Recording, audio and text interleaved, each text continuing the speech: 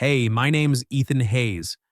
I'm 26 white guy living in this forgotten little town called Brooksville, tucked away in the middle of oak forest somewhere in the American Midwest. It's the kind of place where the biggest news is a new stoplight or a bad harvest. No one draws it on maps, and honestly, most folks here like it that way. I work as a janitor for the town's administrative building, mopping floors, emptying trash bins, fixing the occasional leaky faucet. It's steady pay, but invisible work. People walk past me like I'm part of the wallpaper. No hellos, no questions about my day. Just the hum of fluorescent lights and the echo of my footsteps on linoleum. My life? Pretty straightforward. I rent a cramped one-room apartment in a rundown complex on the edge of town. No roommates, no family nearby. My folks passed a few years back in a car wreck, nothing dramatic. Just one of those senseless things that leaves you hollow. Since then, it's been me, my beat-up bicycle, and a routine that keeps the loneliness at bay. I start at dawn, end late, grab a sandwich from the corner diner, and crash on my lumpy mattress. Dreams? I used to have them, maybe owning a small repair shop someday, but reality has a way of grinding those down. That night, the rain came down like the sky was pissed off at the world. It hammered the roof of the admin building as I finished my shift, soaking everything in sight. I was locking up, my jacket clinging to me like a second skin, when I heard it. The wail of an ambulance siren cutting through the downpour. Sharp, urgent, then gone. I didn't think much of it at the time. Accidents happen in small towns, especially on slick roads like ours. I hopped on my bike, pedaling through the puddles, water splashing up my legs. By the time I got back to the apartment complex, I was drenched and shivering. I chained my bike to the rusty rack and headed inside, not knowing that siren was about to pull me into something way bigger than my quiet life. The next morning, I dragged myself to the Greasy Spoon diner down the block for my usual black coffee and toast. The radio was crackling in the background, some local news segment droning on about the weather, and a minor fender bender. Then the announcer's voice shifted, serious, almost somber. Late last night, Sophia Reynolds, 44, a resident of Brooksville, was involved in a severe car accident on Route 12. Sources say she lost control in the heavy rain and collided with a guardrail. She's currently in critical condition at County General in a deep coma. Reynolds, formerly a high-powered strategy director for a major advertising conglomerate in New York, moved to our town a few years ago for a quieter life. I froze, my coffee cup halfway to my mouth. Sophia Reynolds. I knew that name, not from the news, but from right here in the complex. She lived in room 212, just down the hall from me. I'd seen her around. Tall, elegant woman with sharp features and silver-streaked hair that made her look distinguished, not old. She wasn't like the other tenants, the ones who grumbled about rent or left trash in the halls. Sophia carried herself with this quiet confidence, like she'd seen the world and chosen to step away from it. I remembered reading about her online once, out of curiosity, how she'd run multi-million-dollar campaigns jetting between boardrooms before vanishing from the spotlight. Rumors said burnout, or maybe a scandal, but no one in Brooksville cared enough to dig. The radio went on. Doctors say her chances of waking are slim. Family and former colleagues have been notified. Slim chances. That hit me harder than it should. I didn't know her well, hell, we'd barely spoken. But a couple months back, she'd knocked on my door one evening. I opened it, surprised, and she handed me a foil-wrapped plate. "I baked too much apple pie," she'd said with a small smile. "Figured you might need something warm after those late shifts." How did she know about my shifts? She'd noticed, I guess. No one else had. She asked my name that night, Ethan, and didn't call me the janitor kid like some folks did. It was just a pie, but it stuck with me. In a town where I was invisible, she'd seen me. I finished my breakfast in a daze, the rain still pattering against the diner's window. By midday, the whole town was buzzing. Whispers in the grocery store, posts on the local Facebook group. Poor woman, all alone out here. Heard she was worth millions, wonder who gets it now. I tried to shake it off, but something gnawed at me. After my shift, I found myself biking to County General, the hospital on the outskirts. Why, I couldn't say. Maybe guilt or that pie. I stopped at the roadside, picked a handful of wildflowers, daisies and some purple weeds, wrapped them in an old newspaper from my bag. Lame, but it was all I had. The hospital lobby smelled like bleach and worry. I asked for her room and the nurse pointed me down the hall. Family only, but she's not waking up anyway. Room 212. Ironic, same as her apartment. I pushed the door open quietly. There she was, lying still under white sheets, tubes snaking from her arms, monitors beeping steadily. Her face looked peaceful, almost too calm. No bruises I could see, but the accident must have been bad. I set the flowers on the side table, feeling like an intruder. What was I doing here? I wasn't family, wasn't even a friend. I pulled up a chair, sat there awkwardly. The room was silent except for the machines. "Hey, Ms. Reynolds," I whispered, feeling stupid. "It's Ethan, from down the hall. I heard about the accident. Brought you some flowers, nothing fancy." I paused, glancing at her closed eyes. "You probably can't hear me, but thanks for that pie. It meant something. First time in a while someone noticed I exist." I leaned back, staring at the floor. That's when I heard voices outside, two nurses chatting in the hall. "If she doesn't wake, the estate goes to the board. Heard her ex-partner is already circling. Yeah, power vacuum, sad but business." My blood ran cold. Estate? Board? They were talking about her like she was already gone, like vultures picking at a carcass. I stood up, heart pounding, and peeked out. The nurses were gone, but the words lingered. Was that what this was? People waiting for her to die so they could carve up her life? I looked back at Sophia, her chest rising and falling evenly. For a split second, I swore I saw her eyelid twitch, but no, it was the light. I whispered one more thing. "If you're in there, fight. Not everyone's like that." Then I left, the rain starting up again outside. Little did I know she was listening, every word. Sophia Reynolds wasn't in a coma. She was wide awake, eyes closed on purpose. After the crash, minor, really, but she played it up. She decided to fake it. Years in the cutthroat world of New York had taught her. Power draws parasites. She wanted to see who truly cared when the glamour faded. Family, distant, colleagues, sharks. But me? A janitor she'd barely known. My words cracked her facade. As I biked home through the storm, she lay there, heart racing, wondering if this invisible guy was the one real thing in her scripted life. The tension built inside her. Should she reveal herself or keep watching? The days blurred together after that first visit. I kept going back to County General, not sure why exactly. Maybe it was habit or guilt or just the pull of that one small act of kindness she'd shown me. The hospital became part of my routine. Bike there after my shift, sit for an hour, then pedal home through whatever weather Brooksville threw at me.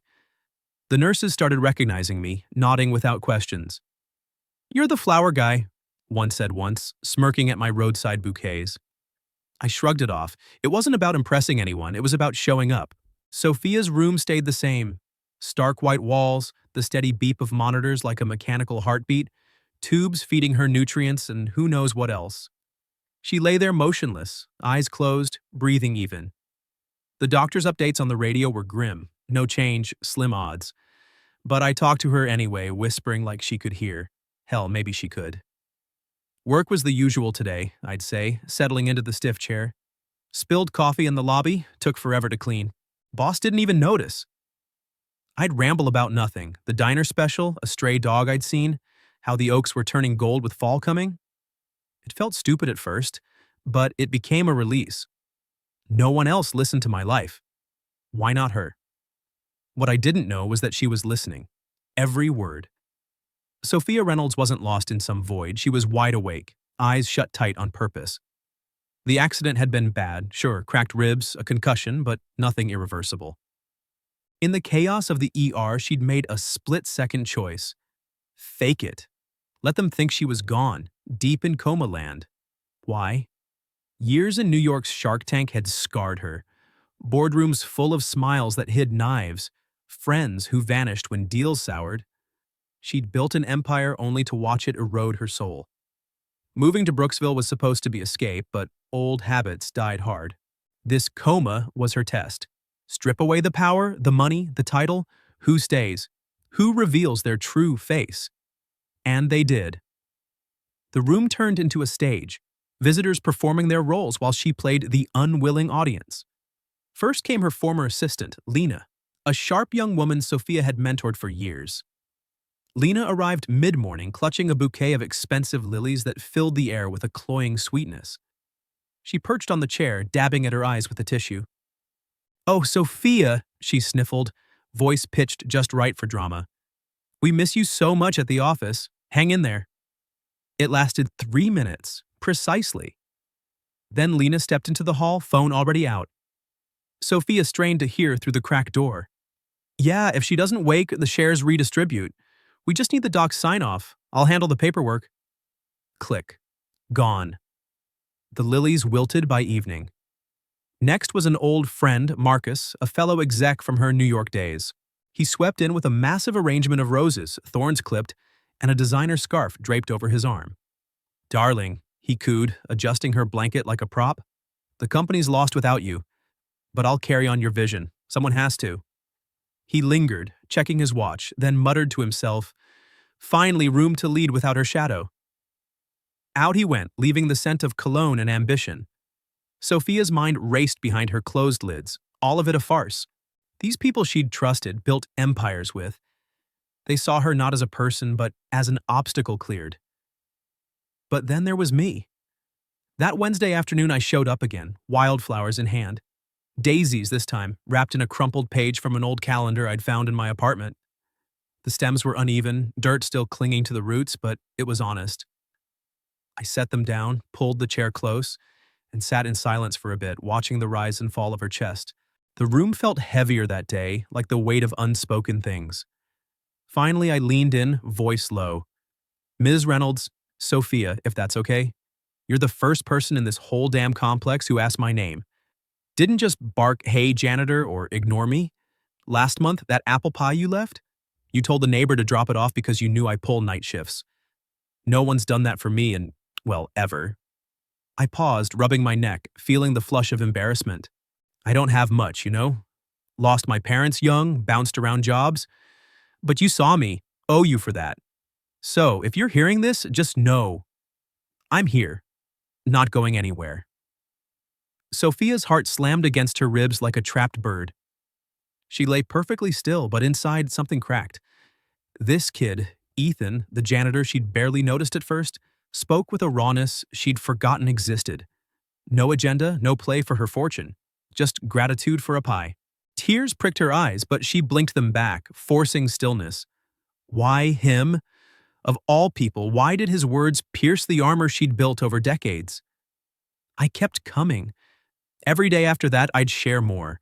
The grind of mopping endless halls, a half-baked dream of fixing up old cars someday, the loneliness that crept in at night.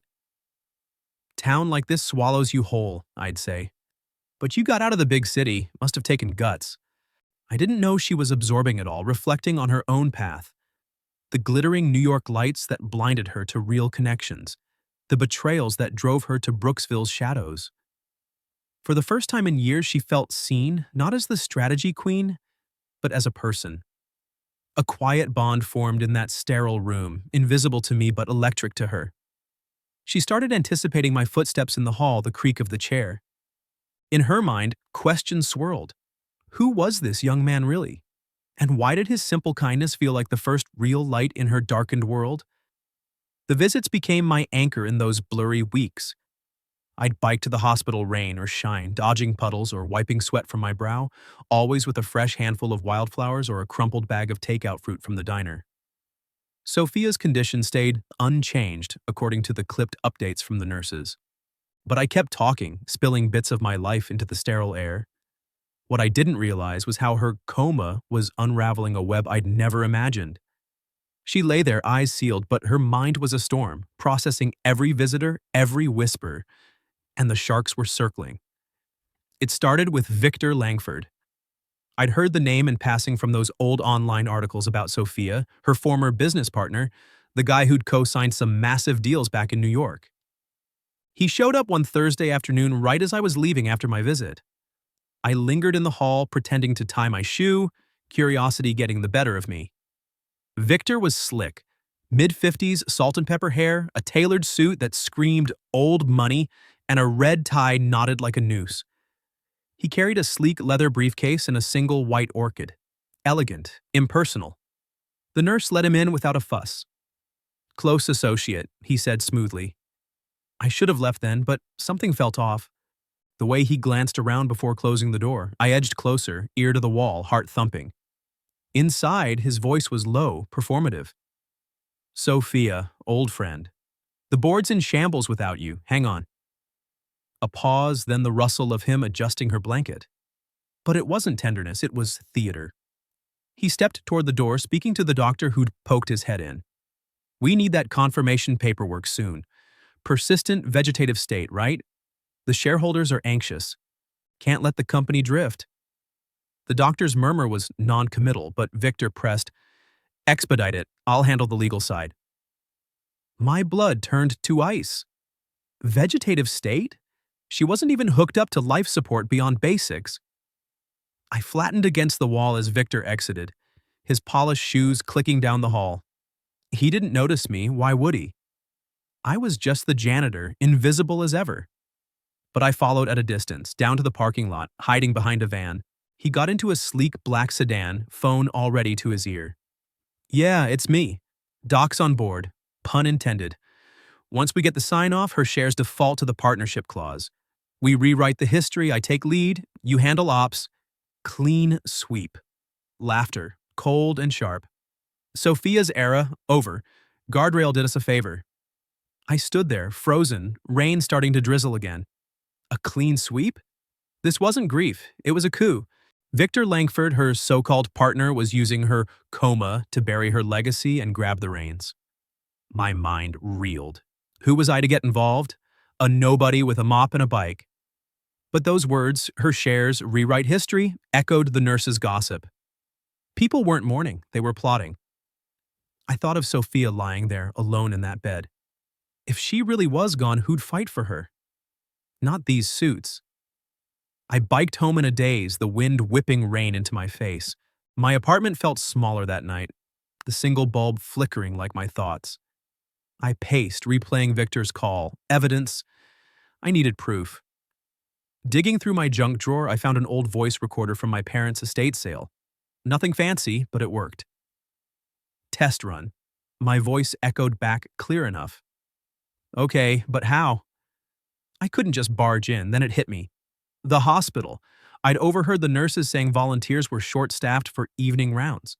I could sign up, push a cart, blend in. The next day, after my admin shift, I headed back to County General. Signed the volunteer form, no questions asked. "We need help with water runs and linens," the coordinator said. Perfect cover. That evening, I wheeled a cart down the halls, ears tuned. Sophia's room was quiet. I slipped in quickly, replacing her water pitcher. "Hang in there," I whispered, not knowing she heard. Out in the corridor, voices drifted from the nurse's station. "Board members coming tonight, some exec from her old firm." Sure enough, around 8 p.m., another suit arrived. Harold Voss, I later learned, a board member. He entered her room, briefcase in hand. I positioned my cart nearby, recorder hidden in my pocket, mic peeking out. Through the cracked door. "Sophia, tragic. But the company's bleeding. We vote tomorrow. Remove your honorary seat. Victor's plan." A sigh, fake sympathy. "You'd understand. Business first." He left and I tailed him to the elevator, recorder rolling. On his phone, "Tell Victor it's set. No wake-up miracle? Good. Shares split our way." My hands shook as I stopped the recording. Proof. Raw, undeniable. But what now? I couldn't just hand it to the cops. This was corporate crap, not a crime scene. I remembered something from those old articles. Sophia had a lawyer, an old-timer named Elias Grant, who'd helped her win a big lawsuit years back. Loyal, the stories said. I biked to the library, only place with free computers, and searched. Found his firm in New York, an email buried on the site. Back home, I transcribed the recordings by hand, my writing shaky. Attached the audio files to an email. "Ms. Reynolds is being targeted. Listen." From a friend in Brooksville. Hit send. Doubt crashed in. Who was I kidding? A janitor playing detective? But that pie, her kindness, it pushed me. If no one else saw her as human, I would. The response came faster than expected. Elias emailed back that night. Who is this? Evidence received. Discreet investigation starting. Relief mixed with fear. I'd crossed a line, but for her, little did I know Sophia, still comatose, was piecing it together from overheard scraps, her trust in me solidifying. The web was tightening, and I was caught in it. The email from Elias Grant sat in my inbox like a ticking bomb. Evidence compelling. Board meeting tomorrow, New York office. I'll handle discretion, but stay close. Might need your testimony. Testimony? Me, the janitor from Brooksville, testifying against suits like Victor Langford? My stomach twisted. I'd sent everything. The recordings, my handwritten notes, even photos of Victor's car in the lot for timestamps. But now it was real. I barely slept that night, staring at the ceiling, rain tapping the window like impatient fingers. What if they traced it back? What if Sophia really was gone and I was meddling in something way over my head? Morning came gray and heavy. I called out sick from the admin job, first time in years, then biked to the hospital early. Elias had looped me in. The board was convening remotely, but Victor and key players were flying in for a crisis session at a satellite office downtown Brooksville, of all places. Close enough for quick hospital access, he said. Ironic cover. I volunteered for another shift, wheeling my cart through the halls, recorder tucked away. Sophia's room was quiet. I refilled her water, whispered, "Things are moving. Hold on." Her monitors beeped steadily, no change, but inside she was electric, overhearing nurses mention the big meeting, piecing together my involvement from fragmented whispers. Her test was culminating, and I was unwittingly the catalyst. By noon, Elias texted, "Meeting starts in an hour. Audio link incoming. Listen only." I slipped into a supply closet, earbuds in, heart pounding. The virtual feed crackled to life, voices echoing in a conference room. Victor's baritone dominated. "Ladies, gentlemen, Sophia's condition is irreversible. Doctors confirm persistent coma. Legal grounds for invoking the succession clause. Murmurs of agreement. We vote now. Remove her honorary directorship. Redistribute shares per bylaws. All in favor?" Hands raised on the video feed. Elias had snuck me. It was happening. A clean erasure of her legacy, Victor ascending as CEO. "Motion passed," he declared, satisfaction dripping. "I'll file the papers by end of day." Rage boiled in me. This wasn't business, it was theft. But Elias's plan was in motion. He'd primed a mole on the board with our evidence, stalling for time. Back in her room, Sophia's mind raced. She'd heard enough through the thin walls. Victor's visit yesterday, my hushed updates. It was now or never. Her fingers twitched under the sheet, subtle, testing. No one noticed. She waited until the hall cleared, then, with gritted teeth, she reached for the IV line. One tug, alarms blaring, nurses rushed in, but she was already sitting up, ripping off monitors. "I'm fine," she rasped, voice hoarse from disuse. "Get me clothes." Chaos erupted, doctors shouting, "Impossible!" But Sophia stood, wobbly but defiant, hair tangled, hospital gown flapping. "Call off the alarms, I'm awake." The staff froze. Test confirmed. No coma, just pretense? She waved them off. "Later, where's the board meeting?" I was in the lobby when it happened, nurses buzzing, "She's up, walking." My cart forgotten, I followed the commotion. Sophia emerged from the elevator, barefoot, gown tied loosely, eyes fierce. Doctors trailed, pleading rest. "The meeting," she demanded. A nurse pointed downtown. She nodded, grabbed a coat from a hook, and strode out. I caught her eye for a split second. Recognition? Gratitude? Then she was gone, hailing a cab. I biked after, arriving at the office building soaked in sweat. Security eyed me, janitor scrubs, wild look, but Elias had tipped them. "Let him through." The boardroom was on the third floor, glass walls revealing the scene, suits around a mahogany table, Victor at the head, papers spread. Sophia burst in, door slamming, gasps rippled. "What the—" Victor stammered, face draining white. She stood there, disheveled but commanding, hair wild, gown peeking under the coat, bare feet on carpet. "I'm not dead," she said, voice steady as steel. "Not comatose. I was waiting. Watching who grabs the knife, who holds the umbrella." Silence crushed the room. She pulled a phone from the coat pocket, borrowed from a nurse, and hit play. My recording. Victor's call. His clean sweep. Faces paled. Victor Langford. She named him, eyes like daggers. You thought a guardrail finished me? Think again. The board erupted, accusations flying. Victor spluttered denials. This is fabricated. She's unstable. But Elias entered then, briefcase in hand, our evidence packet distributed. Audio verified, timestamps match. Succession vote invalid. Chaos. Sophia didn't flinch. She laid out the betrayals, Lena's share grab, Marcus's vision theft. You saw me as a title, not a person. Then her gaze shifted to the door, where I stood, frozen. Except one man, the janitor who brought flowers, who spoke truth when no one listened. Ethan Hayes, step in. My legs moved on autopilot. The room stared. Me, in scrubs, dirt-streaked from the bike ride. Tell them, she said. I swallowed, voice cracking at first. I heard Victor's calls, recorded them. He planned to erase her. I recounted it all, the parking lot, the board whispers, my volunteer shifts. No polish, just facts. The board shifted. Victor slumped. Elias sealed it. Fraud charges pending if we pursue. Sophia waved it off. No revenge, just control. Temporarily.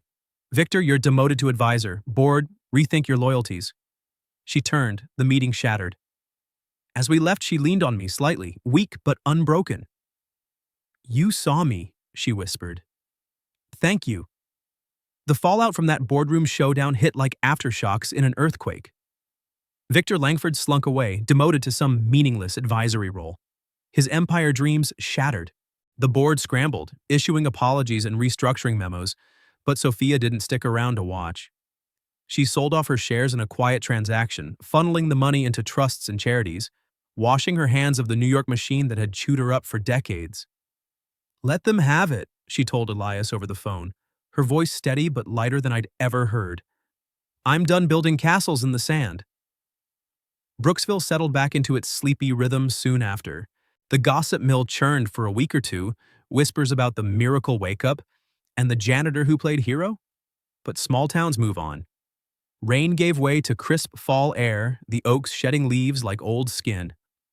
I returned to my admin job mopping floors with a new sense of purpose, but the real change came a month later. Sophia called me to her apartment, room 212, now feeling less like a hideaway and more like a starting point. Ethan, she said, handing me a folder over coffee. I want to build something real, not empires, second chances. That's how the Fresh Start Center was born. We scouted a rundown building on the town's edge, an old community hall gathering dust. Sophia fronted the funds, but I ran the show. Still a janitor by day, but evenings I taught classes, resume writing for the overlooked, interview tips for single parents scraping by, basic repairs for folks like me who'd never had a leg up. Keep the kindness, I'd say at the end of each session, echoing what she'd taught me without words. The center wasn't flashy, no marble lobbies, just folding chairs and free coffee, but people came. Laid off mill workers, kids from broken homes, even a few ex-execs who'd burned out like her. I saw myself in them, the invisible ones, and for the first time I felt seen too. Sophia didn't vanish into retirement. She volunteered at the center, sharing stories from her corporate days, not the glory but the pitfalls. Power blinds you, she'd tell a group, her silver hair catching the light. But a simple act, like a pie or wildflowers, reminds you what's human. We didn't rush into anything personal, no grand declarations, no moving in together. It started slow, walks through the oak forests, leaves crunching underfoot, sharing silences that said more than words. She'd open up about New York, the betrayals, the loneliness behind the boardroom doors, how she'd fake the coma to test a world that had failed her. I expected vultures, she admitted one crisp afternoon, our breaths fogging the air. Not you. I'd share my scraps, losing my parents young, the grind of being unseen, how her kindness had cracked my shell. You asked my name, I'd say. First person in years. Laughter came easier, hers soft and knowing, mine rough around the edges. Age didn't matter in those moments, it was just Two people who'd found a mirror in each other. We didn't flaunt it, no hand-holding in town, no labels. But mornings, she'd brew ginger tea, setting two mugs by her window, waiting for me after my shift. Evenings, we'd sit on her porch, watching the sun dip behind the trees, talking about futures not chained to pasts. Our bond deepened quietly. One night, under a blanket of stars, she leaned her head on my shoulder. "Ethan, this scares me. The gap, years, worlds?" I nodded, staring at the fireflies. "Scares me too. But you saw me when no one did. That's worth the risk." We shared a kiss then, tentative, real, bridging the divide. No fireworks, just warmth against the chill. From there, it grew. Weekend drives to nearby lakes, her teaching me chess, she always won, me fixing her leaky faucet with a grin. We didn't live together, kept our spaces, but our lives intertwined like the oak roots underfoot.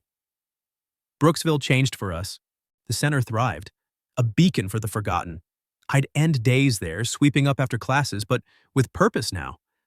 Sophia found peace in the simplicity, gardening in her yard, reading by lamplight, no more suits or schemes.